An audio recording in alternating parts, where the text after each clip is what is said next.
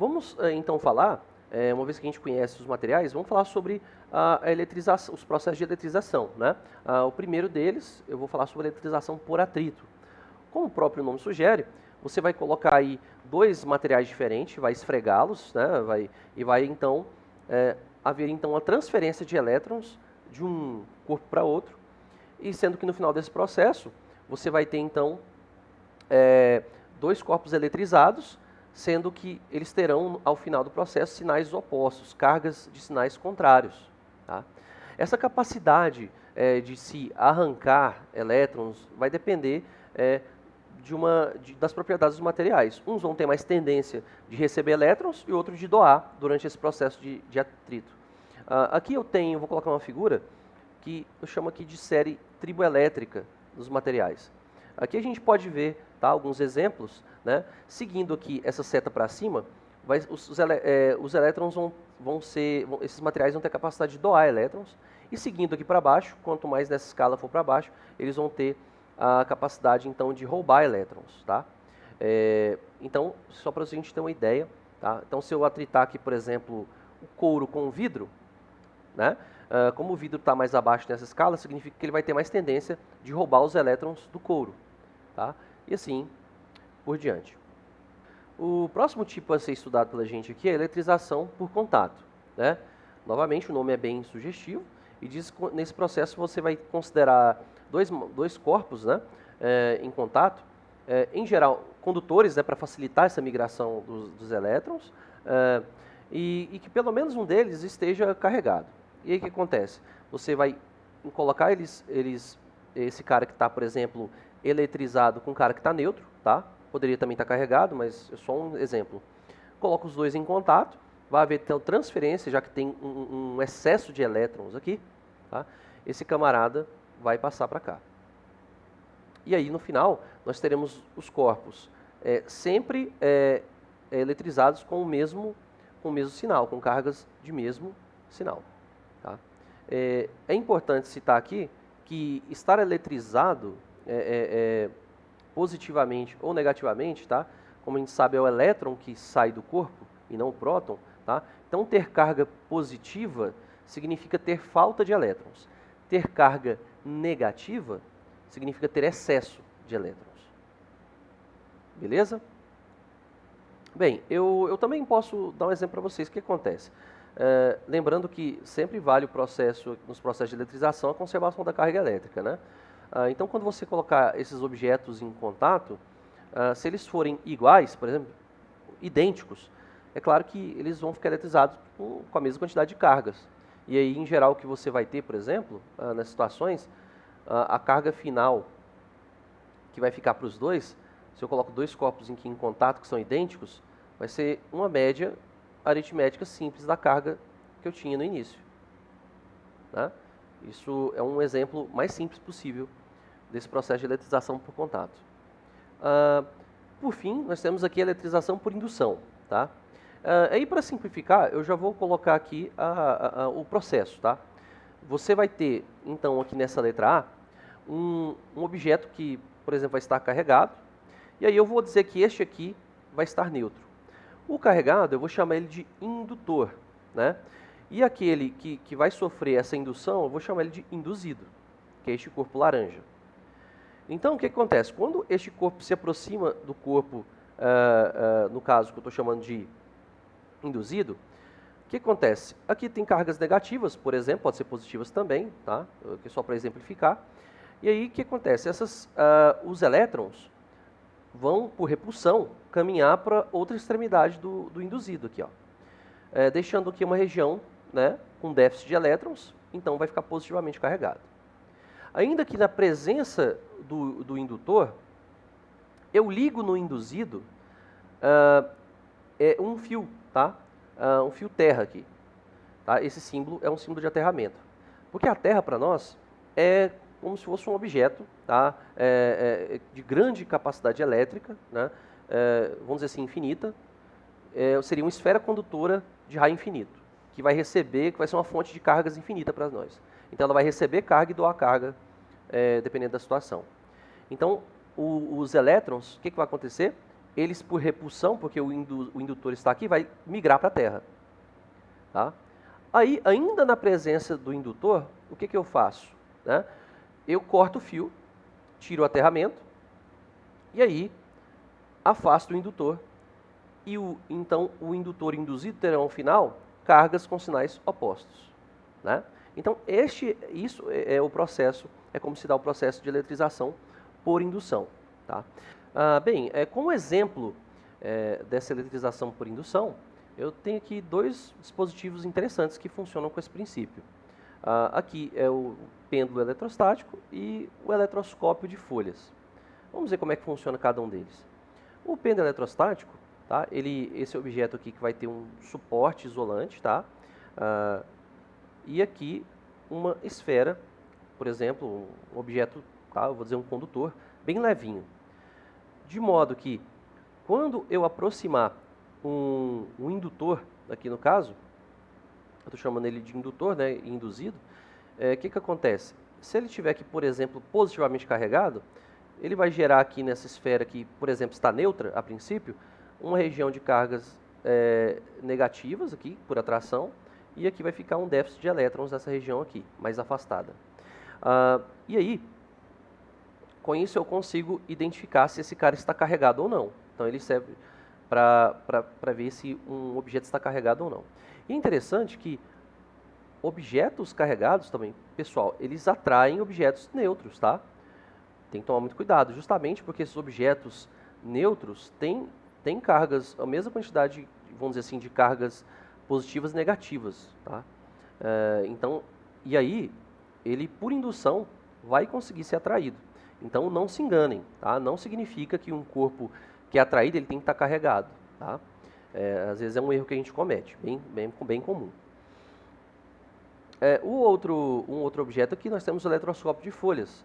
Então, você tem aqui uma garrafa, por exemplo, tá? Aí você vai ter um isolante aqui, uma tampa, pode ser uma rolha, e passando por aqui um condutor. Bem aqui, você vai ter umas folhas de alumínio, por exemplo, folha bem levinha, um papel de alumínio, pode ser. E aí eu consigo perceber, quando eu aproximo um objeto aqui, por exemplo, com carga positiva, tá? Como eu disse, pode ser qualquer carga. Quando eu aproximo dele aqui, o que vai acontecer? Por atração, essas cargas vão ficar concentradas aqui, e aqui embaixo, nas folhas, vai ficar uma região com déficit de cargas negativas. E aí o que acontece? Essas folhas vão se abrir, vão se afastar por repulsão. Então, dei aí esses exemplos dessa aplicação desses dois tipos de dispositivos, tá? Que funcionam aí com o princípio da indução. Beleza? O último aspecto a ser abordado aqui no nosso vídeo vai ser sobre a quantização da carga elétrica. O que vem a ser isso? Nós dizemos que uma grandeza na física é quantizada, né, quando ela não pode assumir qualquer valor, né? Ou seja, ela tem valores muito específicos, né? Ela tem valores ali, vamos dizer, discretos, né? Isso é muito utilizado aí esse princípio, né, de quantização, quando a gente fala, na mecânica quântica, né? Esse nome assusta, mas só quer dizer isso, tá? É que a natureza da grandeza que a gente está analisando, ela é discreta, ela é quantizada, tá? Então, se a gente pegar um ente fundamental, então, né, ou seja, que vai compor essa quantização, seria a menor carga possível. A menor carga possível que se encontra na natureza é a carga elementar aí do próton, né, que é a mesma da do elétron, que tem esse valor aqui, né, que a gente aproxima aí 1,6 vezes 10 a menos 19 coulombs. Coulomb é a unidade de carga no sistema internacional, né? Então, isso aqui é chamado, né, do quantum de carga, ou seja, a menor quantidade possível, né, de carga elétrica que se encontra na natureza de maneira isolada. Tá? Então, próton e elétron, embora tenham massas diferentes, né, eles têm a mesma carga. A carga do próton positiva e a do elétron com sinal oposto negativa. Então, como é que a gente expressa essa quantização da carga elétrica? Então, se só pode ter você tem um tijolo fundamental aí, esse quantum, a quantidade de carga que você vai obter total é sempre um múltiplo dessa quantidade fundamental. Então, eu posso expressar assim, ó, uma carga qualquer que seja possível, né, ter num corpo, tá, vai ser igual a n vezes o valor da carga fundamental E, né? Que é uma constante da natureza. Isso aqui é como se expressa a quantização da carga elétrica. Esse N, então ele vai ser um número aí, né? Mais ou menos 1, mais ou menos 2, mais ou menos 3, e assim por diante. Tá? Uma coisa interessante sobre essa unidade de Coulomb do Sistema Internacional de Carga é que ela é uma unidade muito grande. Ou seja, dificilmente você vai encontrar um Coulomb num corpo. Você vai encontrar, na verdade, são submúltiplos desse valor, né? Eu vou apresentar aqui uma tabela com esses submúltiplos, né? Então, frequentemente vamos lidar, né, em vez do Coulomb em si, o milicoulomb, que é a milésima parte do Coulomb, o microcoulomb, que é a milionésima parte, o nanocoulomb, que é a bilionésima parte, e o picocoulomb, né, que seria a trilionésima parte, ou seja, sempre valores bem menores. Tá? Antes da gente terminar, vamos para mais uma curiosidade, muito interessante. Até mais ou menos ali a década de 60, a gente acreditava que a estrutura atômica, né, composta então por elétron, próton e nêutron, essas três partículas se tratavam de partículas fundamentais. Mas aí, com a evolução aí do chamado modelo padrão, que é justamente que vai ser uma espécie de tabela, né, que vai ter todas as partículas fundamentais que estudam as partículas, tá, na física de partículas, este modelo cresceu, né, e foi descoberto que, na verdade, próton e nêutron, né, não se tratam de partículas fundamentais, mas elas são formadas por outras partículas, né, que essas sim são fundamentais, que a gente chama de quarks. Nós temos aí basicamente 6 tipos de quarks. Tá? Agora, eu vou mostrar aqui a estrutura para vocês entenderem. Colocando aqui, ó, então o que eu tenho? Eu tenho a estrutura aqui atômica, os elétrons, né, que essa sim não é uma partícula fundamental, e aqui no núcleo, nêutrons e prótons, né, que estão, na verdade, isso que eles são formados por outras partículas, que são os quarks, e esses quarks que se encontram aqui formando essas duas partículas são os quarks up and down. E agora que está o ponto interessante, tá? Essas partículas, né, os quarks, eles possuem cargas fracionárias da carga fundamental do elétron e do próton. Ou seja, ele possui essa carga U, né? Esse U tem carga a gente chama de quark up, de 2/3 de E. Enquanto o quark down apresenta carga elétrica de menos 1/3 de E. Aí você já fala, mas Thiago, você não disse que o quantum, a quantidade fundamental é essa, que só pode haver números inteiros dessa quantidade fundamental E? Bem, vamos lá. Essas cargas aqui, que são intermediadas por esse gluon, tá? Que deve vir do nome cola, em inglês, glue, eles mantêm essas partículas coladinhas, de modo que elas nunca aparecem na natureza de maneira separada. Tá?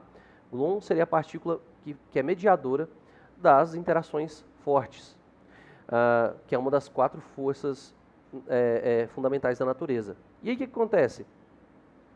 Isso aqui, gente, se você somar essas cargas aqui, vai dar justamente o valor das cargas do próton e do nêutron, que o próton é E e a dele é 0. Dá para ver, olha aqui, ó.